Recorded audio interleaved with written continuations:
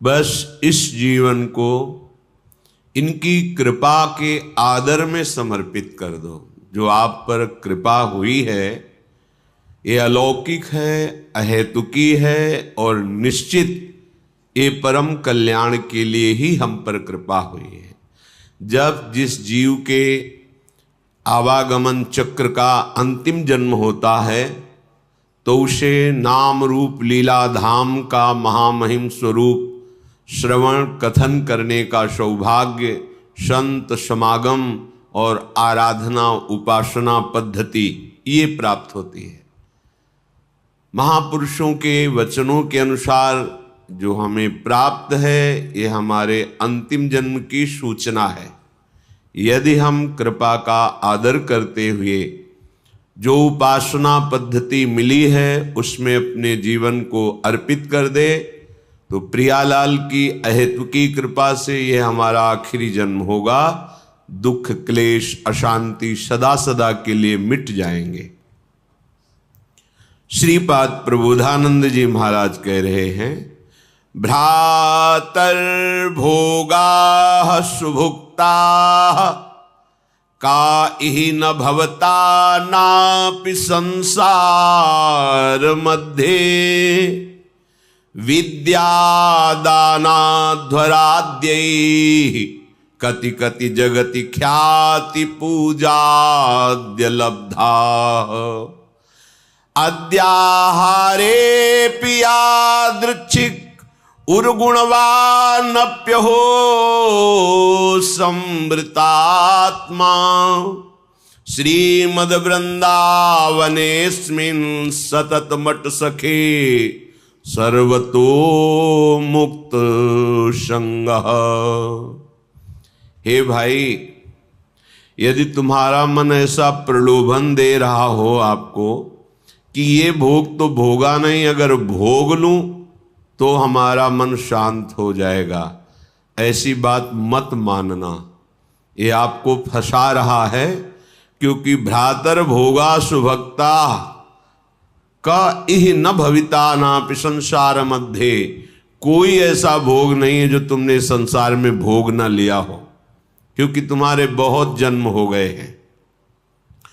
इस माया के प्रभाव से पूर्व स्मृति नष्ट हो जाने के कारण तुमको ऐसा लगता है कि अगर ये मैं भोग लूं तो मेरा मन शांत हो जाए, तो ये तुम्हारे साथ धोखेबाजी खेल रहा है।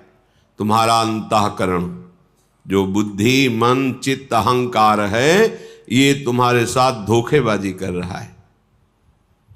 जब इसे भोगों में उतारोगे तब ये फिर निर्णय करेगा। अंतःकरण इसमें वो नहीं, इसमें होगा सुख, इसमें नहीं इसमें होगा, पूरा जीवन बर्बाद कर देगा। कौन सा ऐसा भोग है जो तुमने उपभोग नहीं किया? सुभुक्ता खूब अच्छी तरह से भोगा है, पर इस माया ने ऐसे विस्मरण को प्रकट कर दिया है कि तुम्हें होश ही नहीं है। तुम्हें लगता है मैं पहली बार संसार में आया हूं तो पहली बार तो मुझे भोग लेना चाहिए। एक धनी घर के उपासक वैराग्य भावना से चलने की चेष्टा कर रहे थे तो परिक्रमा में मिलते थे। एक बार उन्होंने कहा, मेरा मन ऐसा कहता है, जैसा ये महापुरुष जन इशारा करते हैं कि एक बार तो मैं भोग के देख लूं तो अपने मन को समझा लूंगा। नहीं, ये ऐसी फिसलन है, इसमें जो फिसला तो गुरु कृपा हरि कृपा ही आपको पुनः चढ़ा सकती है, नहीं तो ये फिसलता ही चला जाएगा, पकड़ में नहीं आएगा। फिर आप ये उत्साह भी खो देंगे कि मुझे परमार्थ में चलना है। देख लेना, ये उत्साह भी खो देंगे। जैसे जैसे आप धर्मयुक्त विषयों का सेवन और अधार्मिक क्रियाओं का त्याग, वैसे वैसे आप में एक ऊर्जा शक्ति, एक अध्यात्म बल, निर्णय करने की शक्ति, दुखों को सहने की शक्ति, कोई तुम्हें परास्त नहीं कर सकता, ऐसा एक ओज तेज बल ये प्रकट हो जाएगा। ये जो आप निराश हताश उदास इसी मन की सलाह के कारण हुए हैं। इसलिए हे उपासक, हे भाई, तुमने सब भोग भोग लिए हैं, मन की इस चाल में मत फंसना। ये तुम्हारा जन्म केवल भगवत प्राप्ति के लिए है, प्रभु को रिझाने के लिए है। कभी मान बड़ाई में, कभी भोग वासना में, कभी शरीराभिमान में, कभी मोह ममता, ये ऐसे फंसाती रहती माया। विद्यादानाध्वराद्यैः कति कति जगति ख्याति पूजाद्य लब्धा। कभी कभी मन धर्म की आड़ में दान पुण्य आदि की भावना से अहंकार को पुष्ट कराने लगता है। अंतःकरण चतुष्टय में 4 धर्म है। बुद्धि का काम निश्चय करना है, मन का काम संकल्प विकल्प, चित्त का चिंतन, अहंकार का स्वीकार करना। मैंने ये कर्म किया, मैं ऐसा कर्म करूंगा, मैंने ये भोगा, आगे ऐसा भोगूंगा। ये जो अहंकार को पुष्ट करने के लिए धर्म की आड़ में दान पुण्य आदि करते हुए हम अहम को बढ़ावा देते, ये माया का फसाव है। अपनी वस्तु मानकर दान करने से ठीक है, कई गुना वो मिल जाएगी आपको, पर जितनी आपके पास है उतना आपको वो दुख दे रही है, भगवत विस्मरण करा रही है, अहंकार बढ़ा रही है, तो उससे 10 गुना और बढ़ जाएगा, तो अशांति तो और बढ़ जाएगी। तुम्हें लगता है वैभव बढ़ने से शांति होती है? नहीं, ज्ञान बढ़ने से शांति होती है। त्यागाच्छांत्यनंतरम, विवेक के द्वारा असत वस्तु, असत पदवी, असत क्रिया, असत चिंतन, जब इनका त्याग होता है तो शांत हमारा स्वरूप है, क्योंकि हमारे अंशी भगवान का शांत स्वरूप है। शांताकारम भुजग शयनम। देखो, कोई सांप पे लेट के भी शांत रह सकता है, और ये तो भगवान शेष जी और उनकी गोद में लेटे हुए हमारे प्रभु कैसे शांताकारम। तो हमारा स्वरूप क्या है? शांत है। शंकर सहज स्वरूप सम्हारा, लाग समाधि अखंड अपारा। अखंड अपार समाधि, परम शांति। तो ये जो हमारा मन हमको संकल्प विकल्प में फंसाता है कि ये दान कर दूं तो ये मिल जाएगा, ये कर दूं तो ये मिल जाएगा, करो, अपनी वस्तु मान के नहीं। त्वदीयम वस्तु गोविंदम तुभ्यमेव समर्पये। हे गोविंद, हे प्रियाजू, आपके द्वारा जो सेवा सामग्री दी गई है वो सेवा सामग्री आपके चरणों में समर्पित है। इससे आपको भगवत प्रेम मिलेगा, भगवत कृपा मिलेगी, आप महान शांति को प्राप्त होंगे। क्रिया वही है, अपनी वस्तु मान के दोगे तो कई गुना बढ़ के मिलेगी, और प्रभु की वस्तु मान के दोगे तो प्रभु मिल जाएंगे, जो परम लाभ है। इस मनुष्य जीवन का परम लाभ भगवत प्राप्ति है। श्रीपाद कह रहे कि विद्या,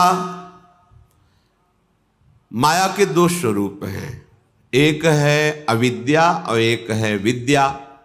दोनों माया ही हैं, पर विद्या में भगवान की प्राप्ति का मार्ग प्रकाशित होता है, और अविद्या भगवान से विमुख करके नाना प्रकार के भोगों में फंसाती है। दोनों माया ही।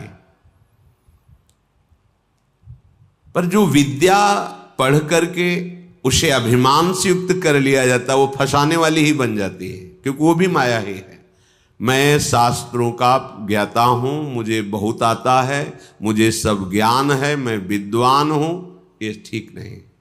ये अहंकार आपको फंसा देगा, ये मुक्त करने वाला नहीं है। मुक्त करने वाला जो ज्ञान है, जो विद्या है, वो विद्या विनय संपन्ने ब्राह्मणे गविहस्तनी स्वनी चुपाके चा पंडिता समदर्शिना। तुम्हारी विद्या के प्रभाव से अविद्या नष्ट हो जाए और समदर्शी दृष्टि प्राप्त हो जाए, सब में एक ही परम तत्व विराजमान है, ऐसा अनुभव हो जाए, ये विद्या का लाभ हुआ। पर हम विद्वान होकर विद्याभिमान करके अगर अपने को और बांध रहे हैं तो विद्या नहीं है, वो अविद्या ही है। श्रीपाद कह रहे हैं जगत ख्याति पूजाद्य लब्धा।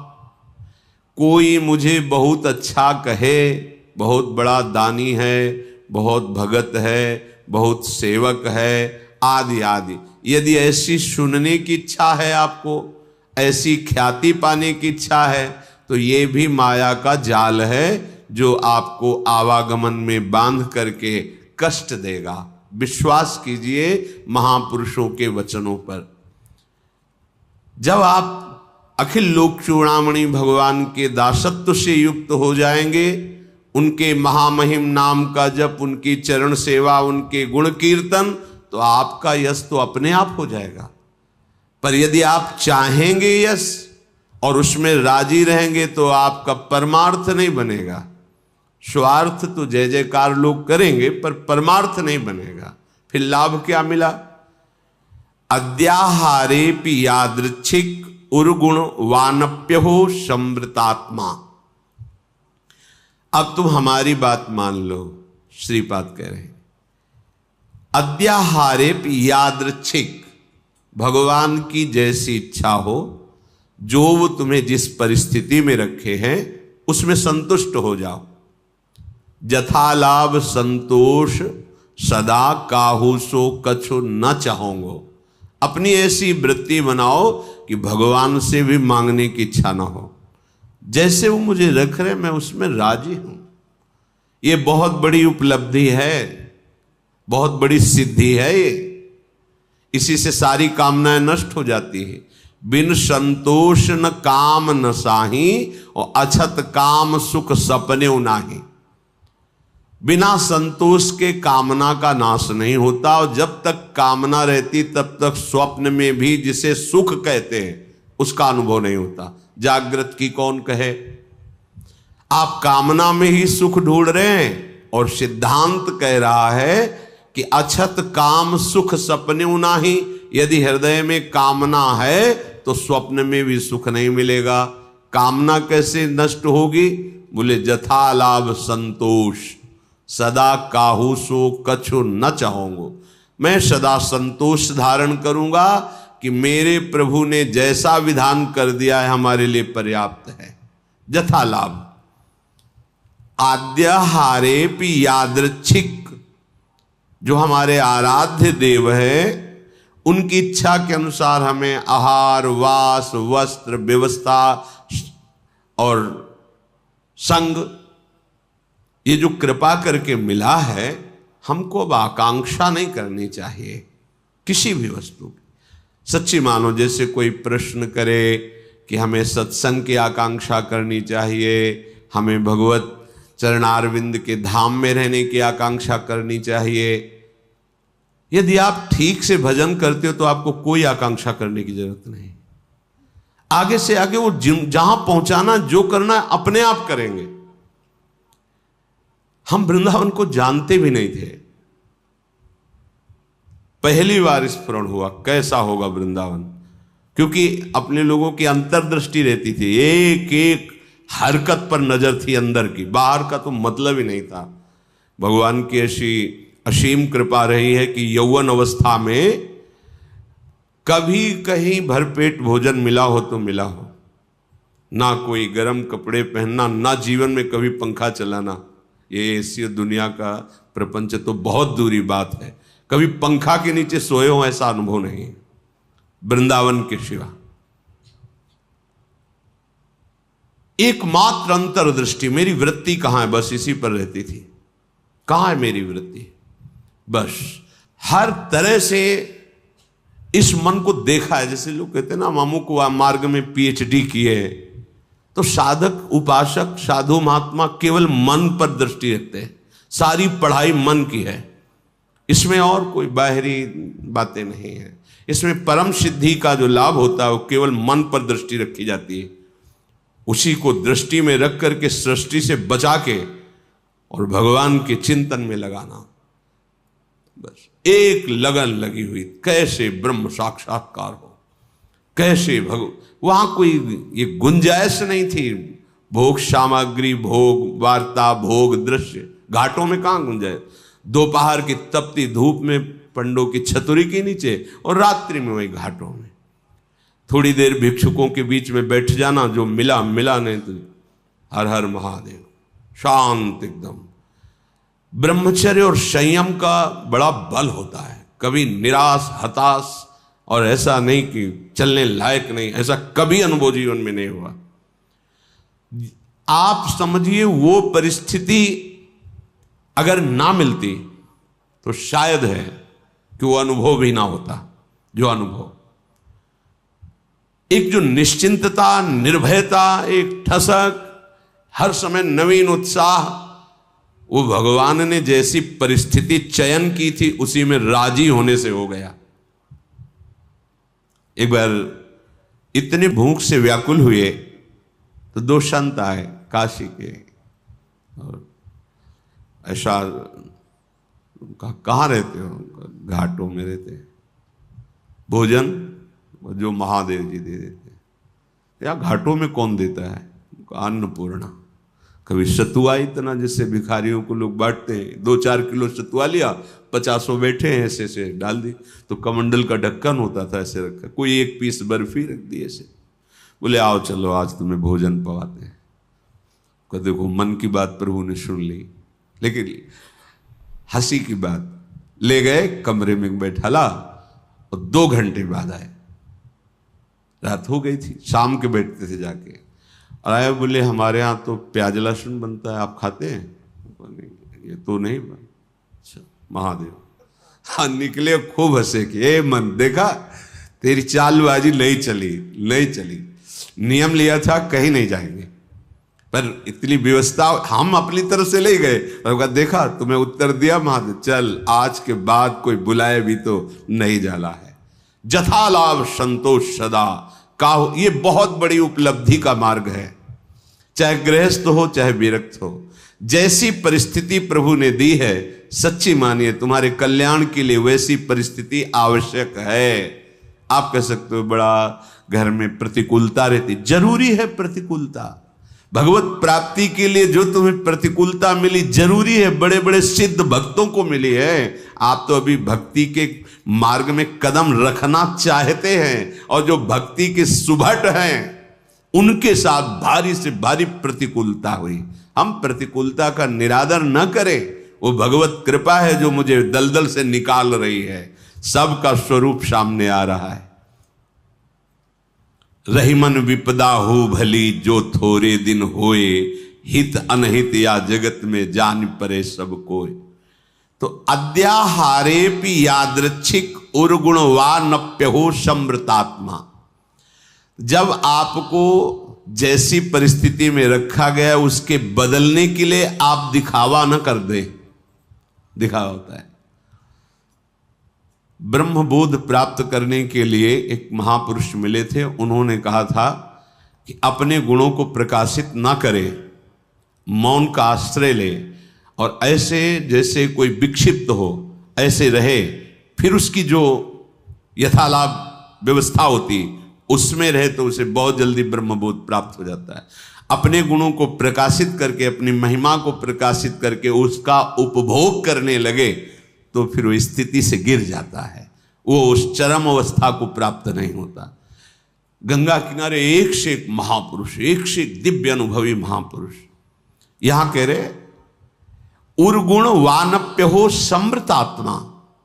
आप अपने गुणों को प्रकाशित करके ऐसा कहीं उपभोग तो नहीं कर रहे, अपने सम्मान का गुण प्रदर्शित करके, चाही हुई वस्तुओं का, मानी हुई मान्यता का यदि उपभोग कर रहे हैं तो आप अपने मार्ग से गिर जाएंगे। आपको गुण प्रदर्शन नहीं करना। हम प्रभु के गुण गा रहे हैं, प्रभु का नाम कीर्तन कर रहे हैं, प्रभु की सेवा कर रहे हैं, प्रभु का जस गा रहे हैं। हजारों को लाभ मिले, लाखों को लाभ मिले, करोड़ों को मिले, सबका मंगल हो, कोई परेशानी। यहां कह रहे कि अपने गुणों का प्रदर्शन करके प्राप्त विषयों का सेवन उपभोग करना, विषय आए स्वीकृत नहीं हृदय में, जथा लाभ संतोष सदा। महलों में राखो चाहे झोपड़ी में वास दो, कोई प्रश्न नहीं है। चित्त का समाधान हो चुका है, अब कोई परेशानी नहीं है, कोई खुशी नहीं है, कोई दुख नहीं है। बहुत उत्तम स्थिति का वर्णन कर रहे हैं उपासक के। श्रीमद वृंदावनेस्मिन् सतत मठ सखे सर्वतो मुक्त संगा। ये अमृतमय वचन। वृंदावन में तुम्हारा आगमन हुआ, वृंदावन का आश्रय लिया, वृंदावन का वास, तो यहां किसी का संग मत करना। कह रहे हैं सखे सर्वतो मुक्त संगा। सर्व संग और संत संग इस सर्व में नहीं आता। जो भगवत अनुराग में रंगे हुए महापुरुष हैं, तो भगवत प्राप्त संतों ने भी ऐसी आकांक्षा की कि मुझे ऐसे प्रेमी महाभागवतों का संग मिले, क्योंकि बिना उनकी चरण धूलि में बैठे, उनकी चरण धूलि से अभिषिक्त हुए ना तत्वबोध होता है, ना भगवत प्रेम होता है। तो संतों का संग ही सर्व संग का त्याग कराता है। इसीलिए श्री भगवान ने अपनी प्रसन्नता, अपनी प्राप्ति के उपाय का जब वर्णन किया तो कह रहे हैं व्रतान यज्ञ छंदांस तीर्था नियमा यमाह यथा वरुंधित सत्संगा सर्वसंगोपहो हिमाम। बड़े बड़े व्रत नियम और तीर्थ यात्रा धर्म आदि, इन सब के द्वारा शास्त्र स्वाध्याय आदि, देवताओं का यजन पूजन आदि, इनके द्वारा मेरी प्राप्ति उतनी संभव नहीं जितनी संत संग से। क्योंकि संत संग क्या करता, सर्व संगोपहो हिमाम, सर्व संगों का त्याग करा देता है। जो आसक्ति संसार में, विषयों में, व्यक्तियों में, वही आसक्ति यदि संत महात्मा में हो जाए तो मोक्ष का खुला हुआ द्वार शास्त्रों में पाया गया है। तो यहां जो सखे सर्वतो मुक्त संगा, उसका भाव है जो प्रभु से विमुख जन है उनसे हमारा परिचय भी नहीं होना चाहिए। वृंदावन ऐसे रहे मनो चिन्हारो नाई, हम नहीं पहचानते किसी को, नेत्र नीचे हैं, अपने मार्ग को देख रहे हैं और अपने प्रिया प्रीतम का स्मरण कर रहे हैं। जो मिलता है मेरे प्रभु इस रूप में आए हैं, ऐसे भाव से। कहीं कोई सांसारिक भाव, सांसारिक संबंध नहीं। सांसारिक प्रपंच को स्वीकार करने वाला उपासक उपासना में आगे बढ़ नहीं सकता। अपने गुणों को प्रयोग न करते हुए, जो हमारे अंदर भागवतिक गुण हैं, वो प्रभु की महिमा को, प्रभु के यश को गान करके जगत मंगल के लिए हैं। अपने में विशेषता का भाव आ जाना पतन का लक्षण है।